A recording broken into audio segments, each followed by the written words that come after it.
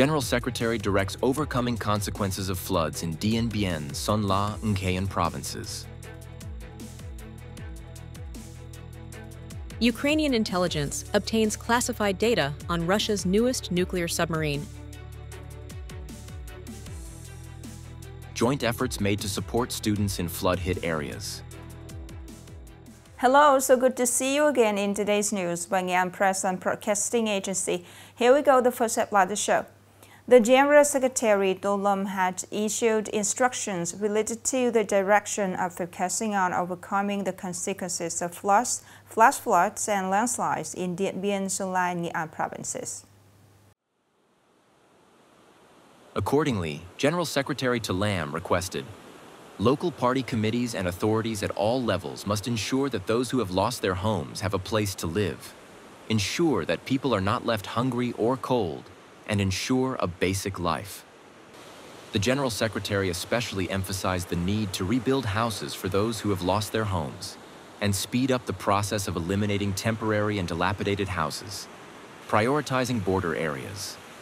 The General Secretary also requested the armed forces, police, businesses, and philanthropists to join hands to support people and promptly restore damaged schools to prepare for the new school year.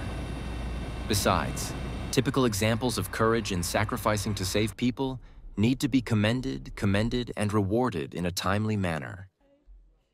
The Ukrainian Defense Ministry's main intelligence directorate has acquired confidential internal documents related to Russia's newest strategic nuclear submarine, the Kias Podravsky.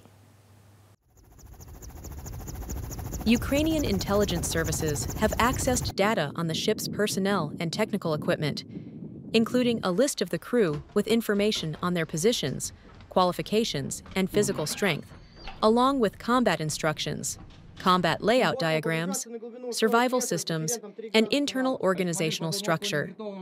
In addition, Ukraine also obtained the ship's living regulations, instructions for transporting wounded and cargo, towing procedures, and related technical tasks.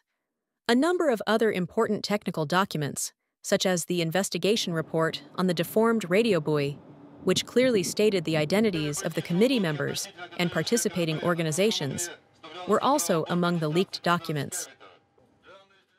The Cambodian Ministry of Defense and Senate President Hinh affirmed that Thai army may soon attack Cambodia, raising concerns that the ceasefire agreement will be torn up. The Cambodian Ministry of Defense issued a statement confirming that Thailand is advising people in the border area to evacuate quickly to prepare for a new attack. The source also confirmed that the Thai army is planning to launch an attack along the border, starting from the Ta Moan Temple area, Ta Krabe Temple, Preah Vihear Temple to the An Se area. The attack will begin as soon as possible, before the Joint Border Working Committee meeting scheduled for August 7th in Kuala Lumpur, Malaysia. Phnom Penh affirmed that Bangkok's planned attack seriously violated the ceasefire agreement agreed upon by the two countries' leaders on July 28th, witnessed by Malaysia, the US, and China. At the same time, it violated Cambodia's territorial integrity. Upcoming are some updated news. Attending the 4th Congress of the Party Committee of Petro-Vietnam for the 2025-30 term, Prime Minister Pham Minh Chinh highly appreciated Petro-Vietnam's achievements. He called on Petro-Vietnam to aim for a place among the top 7 or even top 5 leading enterprises in the region. The Prime Minister emphasized that this is a difficult goal, but the group must synchronously deploy modern, smart management solutions, optimize production and business efficiency, respond flexibly to market fluctuations, take advantage of opportunities from restructuring the global supply chain to maintain sustainable development goals with double-digit growth in the coming years. The Prime Minister believes that Petro-Vietnam will make worthy contributions to the whole country entering a new era of strong, civilized, and prosperous development.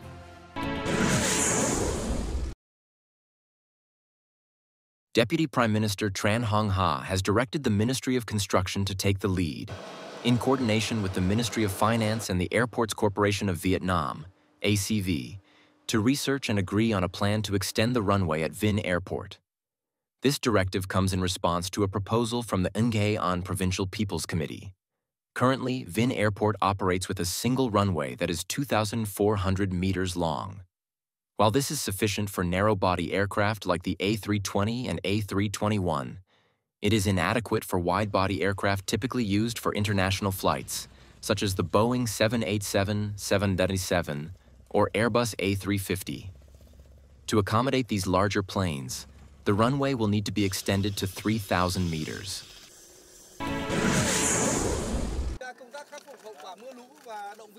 The Prime Minister has just decided to provide 250 billion VND in emergency support from the Central Budget Reserve in 2025 to the three provinces of Nghệ An, Dien Bien, and Son La to overcome the consequences of floods, of which Nghệ An province is allocated 100 billion VND. Nghệ An is one of the localities that suffered the most damage due to the circulation of storm number 3, with total estimated damage of up to 3,635 billion VND, mainly in the fields of housing, assets, and transport infrastructure. The government requires localities to use the funds for the right purposes and for the right subjects, and at the same time mobilize additional local resources to quickly support people to stabilize their lives.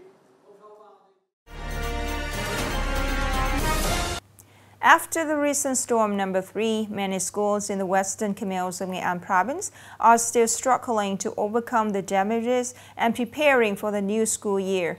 In a heartwarming display of solidarity, various charitable activities have been launched to help these communities. Notably, students from across the province are actively participating in meaningful activities such as sending small but meaningful gifts filled with immense care to their peers in the flood-hit areas. More in this story today.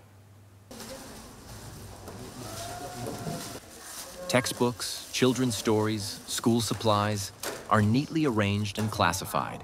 His is the culmination of days of effort by the Highland Journey 2025 project, an initiative spearheaded by nearly 100 high school students in Nghệ An. Under the patronage of the Provincial Red Cross, these dedicated students have gathered these essential items to send to their peers in areas affected by Typhoon number 3, just in time for the new school year. We have received a lot of support from everyone, especially young people. More than 700 sets of textbooks and a lot of clothes have been donated to support. Following appeals in schools and on social media, hundreds of books, children's stories, backpacks, pens, and notebooks have been generously donated.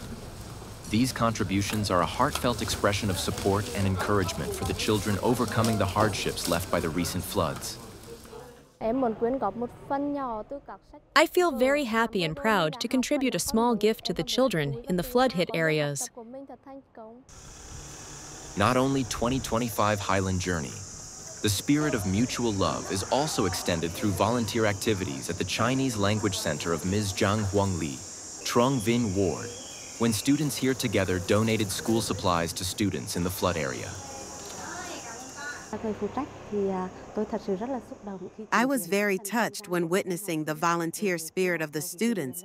They were very excited to support books and essential supplies for students in flooded areas. Boxes overflowing with books, pens, and backpacks are neatly arranged, ready to travel hundreds of kilometers to flood-affected areas. These supplies will provide crucial support just in time for the new school year. Though the gifts may be small, they carry immense heartfelt sentiment. This is a very meaningful activity. Although these are just small gifts, they can help children in flood areas overcome difficulties to continue studying. Though the floods have receded, the difficulties remain, etched into every home and classroom in the affected areas. Yet, with the widespread support from everyone, faith and hope are rekindled. The children in Nghệ An's flood-hit regions will continue to go to school, carrying with them new books and the love from friends everywhere. The last story just ended our news today. Thank you so much for your attention. Goodbye and see you later.